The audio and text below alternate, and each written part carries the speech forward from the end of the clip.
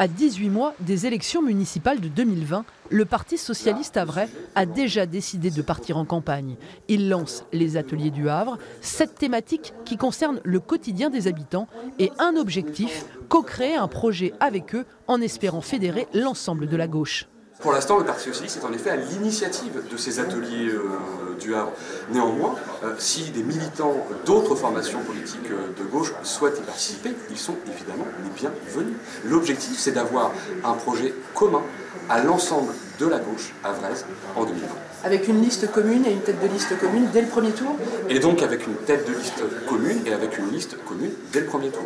Une liste commune dès le premier tour, c'est ce qui a toujours fait défaut au parti de gauche havrais, et notamment le PS et le PC depuis maintenant 2 décennies. Résultat, en partant divisés, ils n'ont jamais, depuis 1995 et la victoire d'Antoine Ruffnac, réussi à reconquérir la mairie. Mais pour ces municipales de 2020, ils ont a priori l'intention de changer la donne. Le chemin de la victoire, ça passe peut-être par un vrai rassemblement avec les gens et au niveau des différentes forces et au niveau des gens qui ne sont pas dans des forces mais qui ont envie d'être du projet et qui ont envie de construire les choses. Quant aux candidats, pour porter ce rassemblement, Jean-Paul Lecoq fait une proposition. J'ai créé les conditions pour être disponible.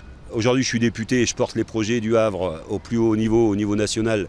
Et rien que ça me fait bien connaître notre ville, bien connaître notre port, bien connaître notre industrie et bien mesurer les enjeux, y compris les enjeux en liaison avec l'Europe par rapport au Havre. Face à cette expérience d'élu de la nation, le Parti socialiste met en avant ses sympathisants. Ils animeront les ateliers du Havre. Le premier est programmé le 19 octobre prochain.